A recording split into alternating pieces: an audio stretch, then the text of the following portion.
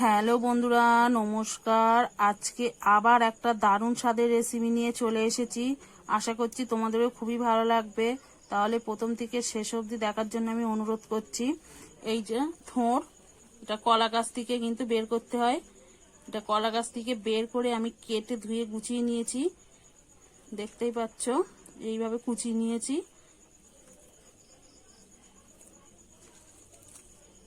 আজকের রেসিপিটা কিন্তু বন্ধুরা খুবই সুন্দর হবে। তোমরা প্রথম থেকে শেষ অবধি দেখতে থাকো। সবার প্রথমে কিন্তু আমি এখানে লবণ দিয়ে নেব। দেখো, লবণ দিয়ে নেব, নিয়ে কিন্তু আমি ভালো করে মেখে নেব।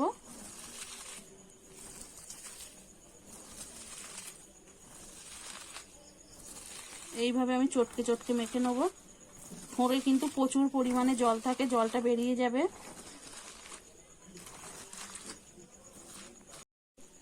দেখুন বন্ধুরা, আমি কিন্তু ভালো করে চটকে নিয়েছি।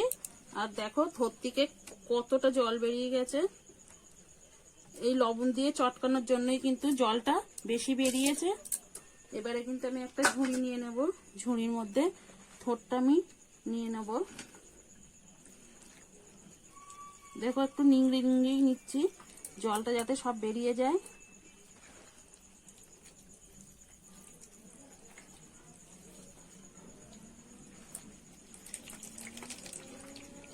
আমি কিন্তু থোড়টা সব ঝুড়ির মধ্যে নিয়ে নিয়েছি। আর কতটা জল বেরিয়েছে বন্ধুরা, দেখো, দেখে তোমরা বুঝতেই পারছো কতটা জল বেরিয়েছে। থোড়টা কিন্তু আমি এখানে নিয়ে নিয়েছি। এবারে তাহলে চলো রেসিপিটা শুরু করা যাক।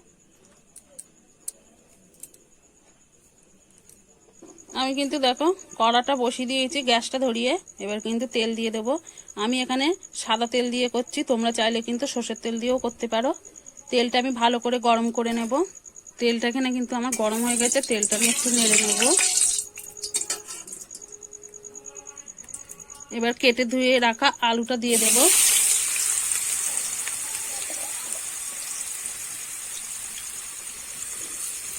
দিয়ে আমি আলুটা কিন্তু লাল লাল করে ভেজে নেব।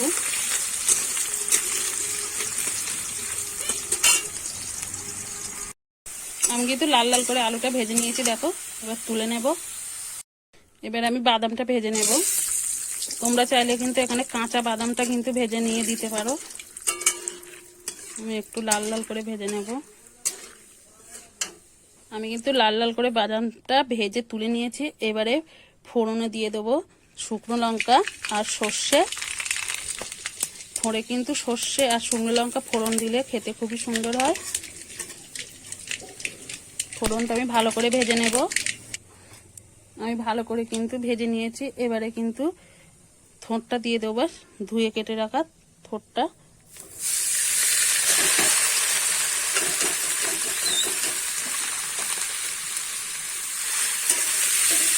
এবারে ভালো করে নেড়ে নেব।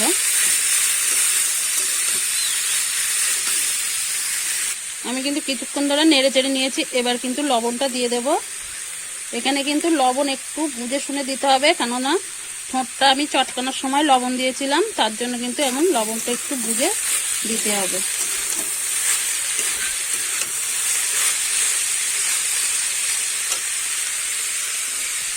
এবারে দিয়ে দেবো হলুদ গুঁড়ো। এবারে ভালো করে আমি নেড়ে চেড়ে নেব। আমি কিন্তু কিছুক্ষণ নেড়ে চেড়ে নিয়েছি। এবার ভেজে রাখা আলু আর বাদামটা দিয়ে দেব।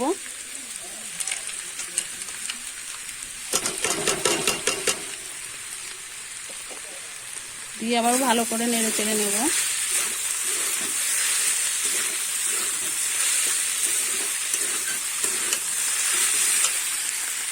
আমি কিন্তু ভালো করে নেড়ে চেড়ে নিয়েছি কিছুক্ষণ ধরে। এবার একটু আমি কালার হওয়ার জন্য কাশ্মীরি লঙ্কার গুঁড়ো আর একটুখানি ধনে আর জিরে গুঁড়ো আমি দিয়ে দেব। কাশ্মীরি লঙ্কার গুঁড়োটা শুধুই কিন্তু কালার হওয়ার জন্য, একটু দেখতে ভালো লাগার জন্য আমি দিয়েছি। তোমরা না চাইলে না দিতেও পারো। আর দিয়ে দেবো স্বাদ মতো চিনি। তোমরা যে যেমন মিষ্টি খেতে পছন্দ করো সেরকম কিন্তু দিয়ে নেবে। এবারে আমি ভালো করে আবারও নেড়ে চেড়ে মিশিয়ে নেব।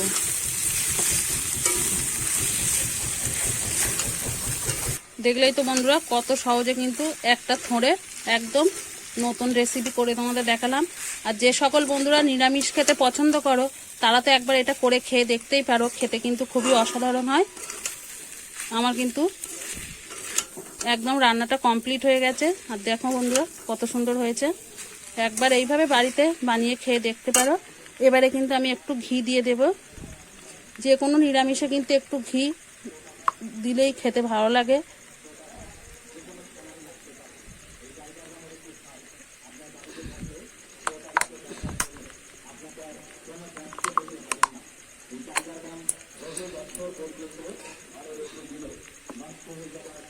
এই যে ঘিটা আমি দিয়ে দিয়েছি, ঘিটা কিন্তু কৌটো থেকে আটকে গেছিল, ছাড়াচ্ছিল না।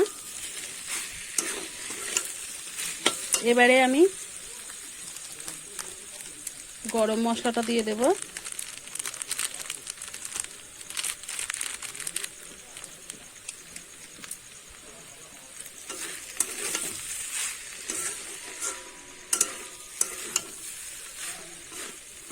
আমার কিন্তু থোড়ের রেসিপিটা কিন্তু একদম রেডি হয়ে গেছে। এবারে আমি নামিয়ে নেব।